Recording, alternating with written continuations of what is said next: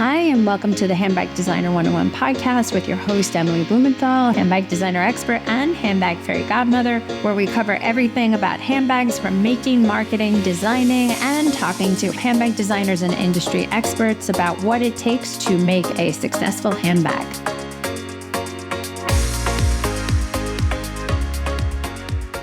Welcome, Claire Hines from Solely & Son to Handbag Designer 101, the podcast. Claire, it's a pleasure. Nice to see you. Nice to see you too. Thank you for having me. So, as we just said, you are currently in Washington State, correct? Correct, yes. Just east of Seattle in a place called 𝐀𝐚𝐳. I love how anybody from the UK refers to where they are. It's a place called. Oh, really? Yeah. It'd be like, oh, yeah, it's the city outside Seattle. That's it. Not in a place called. It never gets that kind of introduction. Oh, you're much more formal. Yeah.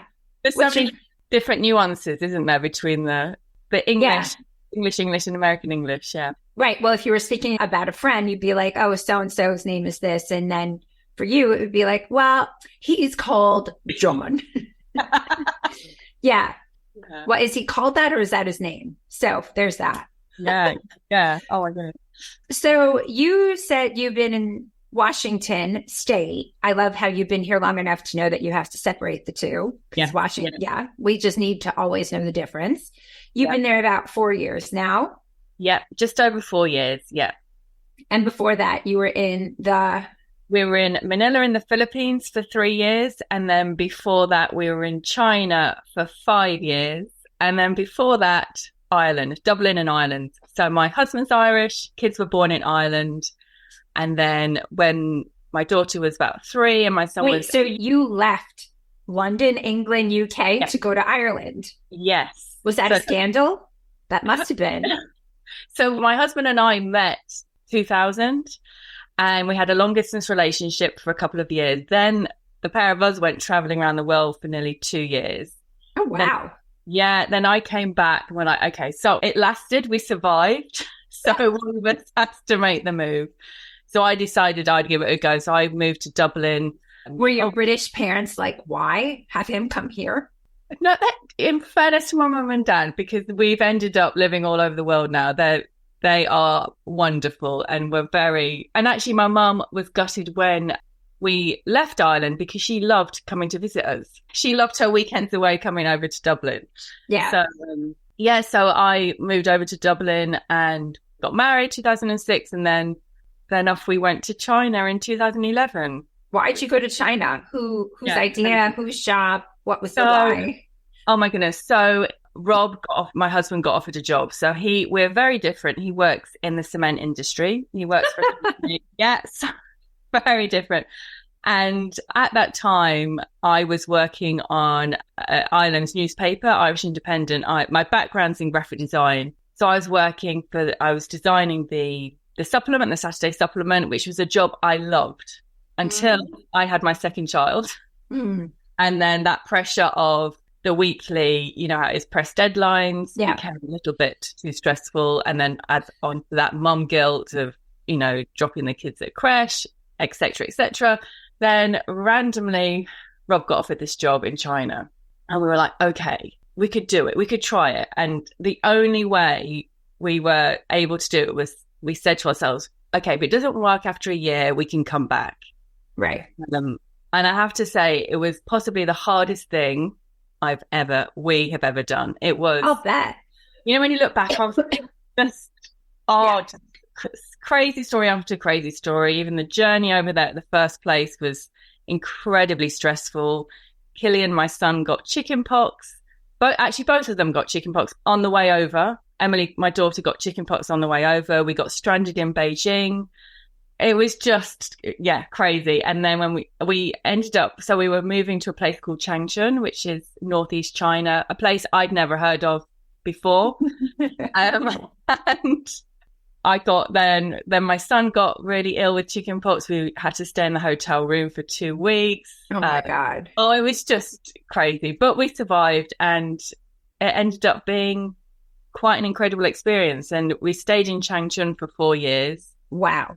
Then we moved to Beijing for a year.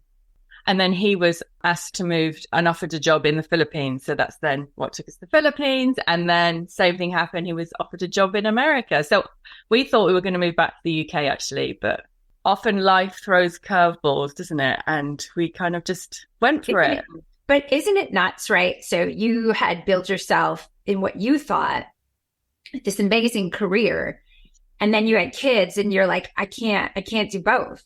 Yeah. Which is so gutting as a mom, as a woman, as, you know, those responsibilities. You're like, I would rather leave the continent than leave China and be a stay-at-home mom to the best of my capacity than for me to leave this dream job because it was just too much.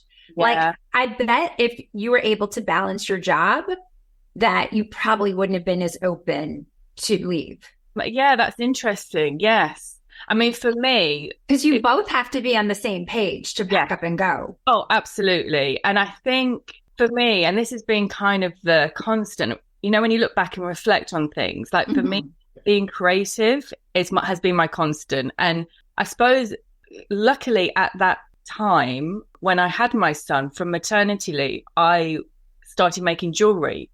And that was kind of my creative outlet. And kind of it de-stressed me as well. And it was something that then I just kind of held on to when we moved to China. I was like, oh, I can have more time to put into that creative outlet. So I think whether it was designing magazines or doing something else, I think I've always had to have a creative outlet. And that's my thing. That's what kind of keeps me going, I suppose. So by the time you got to the Philippines, what were you like? Okay, you've been creating jewelry. You kind of figured out your own aesthetic. Yeah. You kind of were like, okay, by this point, you've just been a stay-at-home mom, I'm assuming. Yes. So what I did in China was I ended up really focusing on jewelry and ended up sort of selling to other expat moms. I had women. It's quite funny. Like I became well known within that kind of expat community. Had women coming around to my house. And I think that gave me confidence in my sort of design abilities as well, because it's really scary at the beginning, especially like with jewelry, putting something out there. Yeah. You've designed and made. Will anyone like it? So that really sort of helped me, get that confidence. But I think that allows you also to realize the value of community because you found your customers, you got feedback. You started realizing the value of dialogue, interaction, that firsthand, even I'm sure learning just because someone asks for something doesn't mean that the customer knows it's right, because then you go through all these hoops to jump only to realize this isn't going to sell. This is expensive. I can't do that.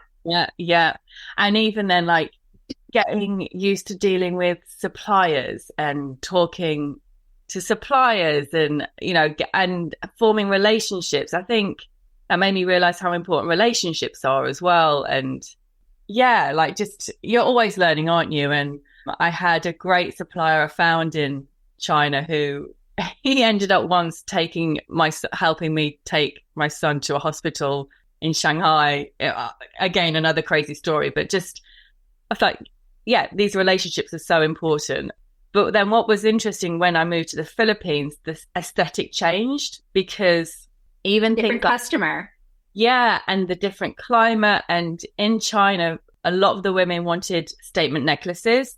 Right. That was years ago, so when statement necklaces were really on trend.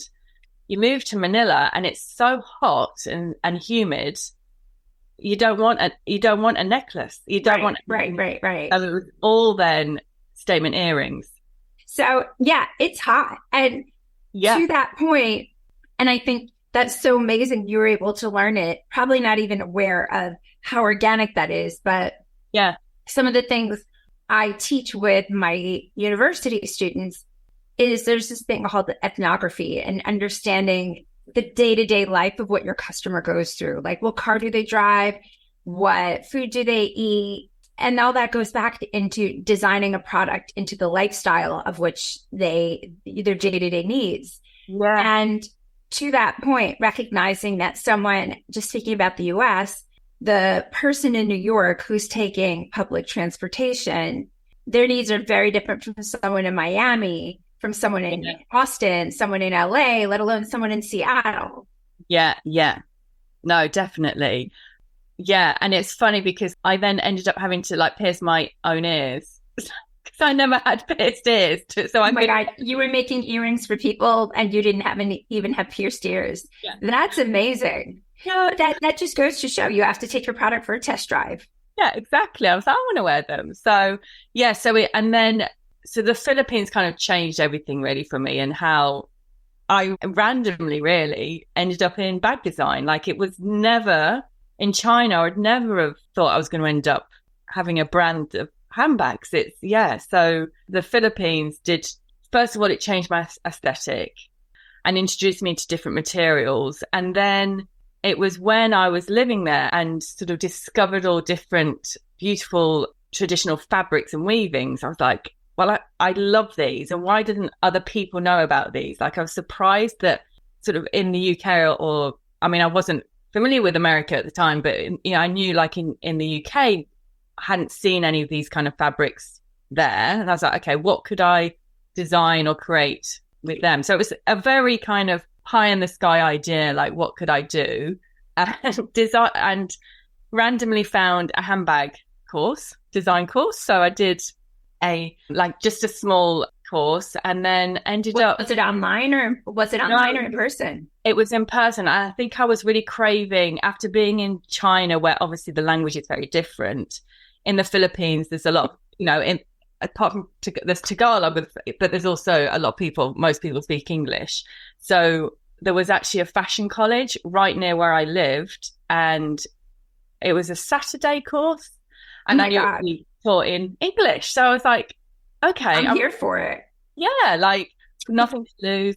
And the person who taught it happened to be the designer for this company called Rags to Riches. And they're a really well-known company in the Philippines. And what they do is just incredible. So they are what really inspired me, because they work with communities of artisans, true social enterprise, and all that kind of social enterprise business I didn't know anything about until I moved to the Philippines. So sort of over the 3 years of living there, kind of learned as much as I could. And there's so many like small businesses there working with social enterprises, working with communities, and it just really inspired me and made me want to do something similar if I could. But as you can imagine, with all these things, it takes time. Like, it's building relationships and finding a manufacturer. And so it's been a very kind of slow process to where I am now. What inspired you once you started learning that you keep saying social enterprise and local communities? You pivot jewelry into handbags. You take this course. Yeah. What made you say, like, you know what? I think I'm going to use local artisans. I'm going to use local materials, but I'm going to turnkey this into a product that is much more, I don't want to say much more, but is more contemporary as opposed to traditional. Because what a lot of people don't realize, that if you're pulling product from indigenous cultures, they have generations of product that looks the same because it sustains their culture. It's not meant to sustain anybody else. Yes. So when you bring the product in and your different mindset and have this idea, you almost need to be the directive, because you don't want them to lose their authenticity, but you also want to come up with a way to help them make money to sustain their culture, their people. So it's more than just a one and done, because it needs that much more. Yeah. I think there was lots of different elements. Like, for one, well, even the school that my children went to, like, you can't help but be aware of the disparity when you're living there of like the rich and poor.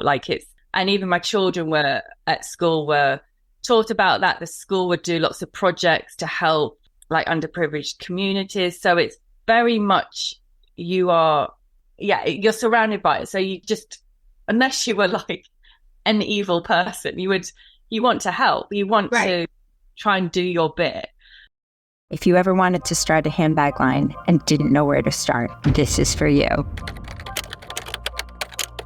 Living proof that independent designers can make it big. Emily Blumenthal is one prime example.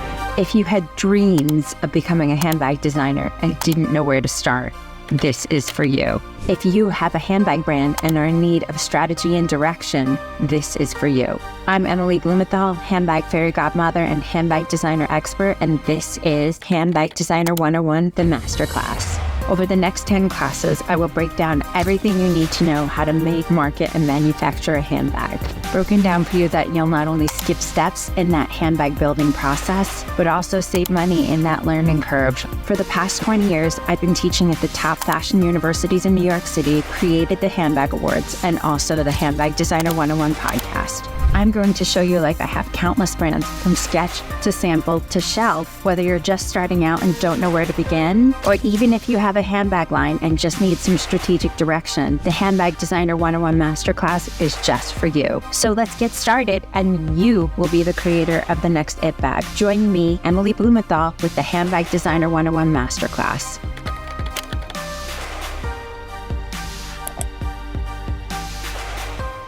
And then I just loved, like, especially the rattan solitaire weave, which I love, which I would see in lots of furniture. So I think the Philippines do export a lot of the furniture, and there was an expo that I would go to, which I saw all this furniture and I just loved it. And that's what gave me the idea to use it in bags somehow. So, and obviously, you know, being very conscious about not exploiting anyone, or, you know, and I think it worked because I was able to connect with a cooperative. So that's how we create our bags. It's a cooperative. So I know that they look after their artisans and the women weavers, like it's legit, and yeah, they're not being exploited. But yeah, it took a long time to kind of get to that point and to create that relationship. How did you go about finding a cooperative? And if you could just define what you mean by social enterprise, and what is a cooperative, and how does this tie back to what you do? Yeah. So again, it was pretty much luck. I was in this expo. So, and like in an expo, you've got lots of different, like a trade show, trade fair. Exactly. Yeah. For Philippines. So it was all Filipino companies. And then there was a section where it was a certain area, showcasing a certain area of the Philippines. And I just was walking past and I saw like this bag that it was like a clutch bag, and it just caught my eye. So I went and chatted to them and got talking and asked them about their business, and then asked them if they could make some, like if we could, you know, if they'd be open to working together. And and because I was living in Manila at the time, it was a lot easier to start that relationship, because they could easily send me samples. And at the beginning, like the quality, you know, we had to improve the quality and work on different, and also like maybe an idea I had for a bag at the beginning, like actually like my fault, like it didn't work, you know, like actually, yeah, this looks cheaper, but it's not working. So with the cooperative, so it means that people, they get money from like whatever's made, like the money goes to all the weavers, because they have their own workshop, but they also oversee the women from the Taboli tribe, who are the women who do the weaving. So they get they're invested in that cooperative as well. Was that something that was strategically planned, or it just kind of organically worked out? From the cooperative, I think it's been like that for quite a few years, because of the Taboli tribe. They have the cooperative kind of look after them as well. So in terms of social enterprise, what does that mean? Good question. So social enterprise. So, well, it makes you truly a pioneer within that field, because now there's case studies of brands that do that, and you were doing it on a smaller scale, but just kind of thoughtfully, like, you know what, this matters. Yes. And it's when I was living in the Philippines for a while, I was working with so again, through another organization called 𝐃𝐞𝐬𝐬. So they've set it up for quite a few years, and they're a registered charity and NGO. They work with different small communities, and they put me in contact with some women from Tacloban, and I worked with them one-on-one to make some jewelry. So that was for a time when I was living in the Philippines. So that's when I learned how that kind of worked as well. And it's creating jobs. So specifically for these women, they can't leave their homes, so they can work from home. So it's about, without exploiting people, giving, and specifically women, work that they can earn money from to give them more say in their family, in their community. Right. in their house decisions, to give them a bit more, what's the word? It's they call it power of the purse. Without having income, they don't get a say in terms of how the family is run, therefore rendering them almost mute within the order of how their home is run. Yes, right. exactly. So when you are bringing in money, that makes you a decision maker. It allows you to almost take the power back within the household. And I mean, this is really interesting, but I'm so curious to know, at what point did you realize, I guess I'm a business, I guess I'm a brand? Because you get so, and I also think as women, we get ridiculously vested in other people's causes, and meanwhile, you've got your own family, you've got a husband, and then before you're like, well, they have children and they have this, and I guess I'm doing this. Like, was it one of those moments that you were in the thick of it and you're like, oh, damn, I guess I'm really doing, I guess I'm a brand. I guess I have a responsibility to make this into something at this point. Yeah, I think it probably wasn't until I moved to the US. And that was the other thing. I got my business license. So once I moved to the US, obviously I'd built up this relationship with the cooperative, and we'd got to a point where we had these samples of bags. It's like, right, moving to the US, this is when I'm going to properly launch the brand. Got here, and my business license came through literally the day we went into lockdown. So all the plans, and then the guys in the Philippines, the workshop, they couldn't make anything for me because they had a mandate from the government that they had to make masks. And I can't think of the word. Isn't that crazy? All the COVID stuff. All the COVID stuff. And it's mad, isn't it? When you look back, you just didn't know what was going to happen. But it was so good because I'm proud that we kind of kept that relationship. So I was able to donate some money to them because I knew to get them through that period. And then eventually we were able to then make bags. But at that time, I suppose like everyone, you just didn't know what was going to happen, and just crossed our fingers and hope for the best. And you were committed though, regardless. You're like, I'm going to see this through. I'm not going to let this brand, because I have a responsibility to them and also a responsibility to myself, to what I've put everything in.